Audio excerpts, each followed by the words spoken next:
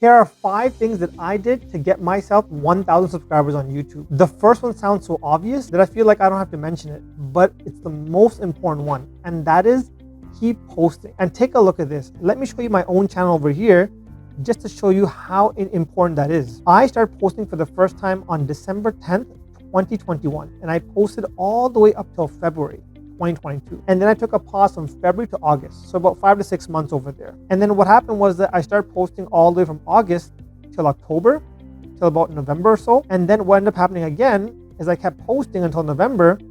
And then again, I paused for a few months. And then I paused all the way until April 10th, 2023. And it wasn't until in April when I started posting consistently. So if I notice over here, in the month of April, I posted 1, 2, 3 times. And then in May, I posted 4, 5, 6, 7, 8, 9, 10 times in May. And then in June, I posted about 15 times in June though. And it was in that 3-month period, more so than anything else that I did, where my YouTube channel took off for the first time. And that's why it's very important that you need to keep posting and posting and posting and posting. It almost feels like as if the YouTube algorithm in a way rewards those individuals who post a certain number of video and shorts on their page. Second point to note over here is that you want to focus on improving one thing every single time you post a video. It could be a thumbnail, it could be the way you present, it could be the way you speak, it could be the lighting, it could be anything. And this is very important. If you improve even one thing and you post 100 videos, you will have improved 100 things. And I can tell you right now, if you make 100 improvements on your YouTube channel in the way how you make your videos, how you present yourself, and how you record, you're on your way to success and probably better than 80 to 90% of channels that are on YouTube right now. And even if you look at my videos in the beginning, as you notice the first few videos over here, my thumbnails were decent, but they weren't anything amazing.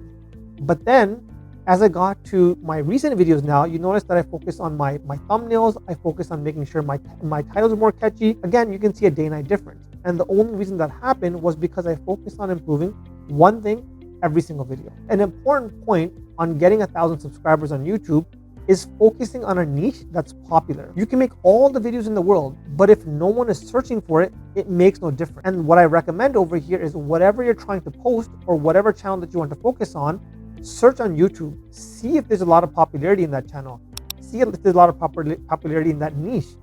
And then you can gauge for yourself to see that is it worth it to invest in it? Is it worth it to invest the time and energy into it or not? In my situation, I focus on freelancing on Upwork. And when I would search for videos, number one, I noticed that there weren't a lot of channels specifically focusing on Upwork and freelancing. But at the same time, number two, I did notice there was a lot of interest on freelancing. And the way I looked into that was that I did a bit of research online. I looked through YouTube and I saw a lot of videos taking off and people searching for topics like how to start freelancing.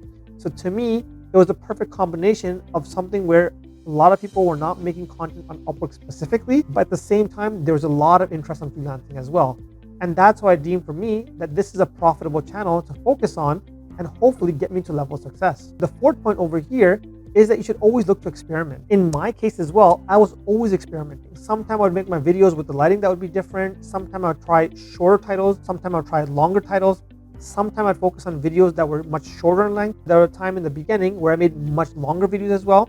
And I was constantly experimenting. And yes, I made thousands of mistakes. And when I look back at the videos now, I cringe when I watch some of the earlier ones. But those are the same ones that set me up for success now. Had I not done all those experimentations and had I not made all those mistakes, I would have never got to where I was over here. A lot of times individuals think that when they start, they're going to be perfect. That is not the case. You are going to make mistakes, but that's part of the journey and the process. And trust me when I tell you, no one's going to remember the videos that you made 5 years ago or 6 years ago. So it's okay to make those mistakes and it's okay to have that as a reminder from what you came from. And lastly, and this is the most important point, is to constantly look at your analytics so that you know what to double down on. I was obsessed with analytics, but all for the wrong reasons. I would always be looking at my analytics just to see how many more subscribers that I have or how many more views I have on my video. But I would do nothing with that information.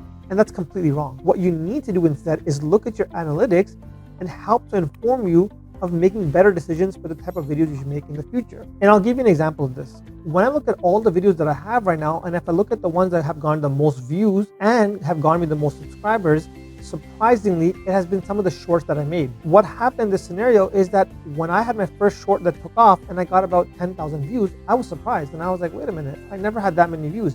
Because typically my videos would probably get about 100 or 200 views. So when my short took off for the first time, it was a surprise revelation. But for me this time, I thought to myself, rather than simply being happy at the fact that I got 10,000 views, why not double down on this, the fact that it worked, and make another short over here? So I made another short, and then in a period of about 3 months, I probably made about 20 or 30 shorts that I posted online. And lo and behold, what happened over here? And if I look at my analytics now and look at the top 5 videos that I have in terms of views, let's look at the results.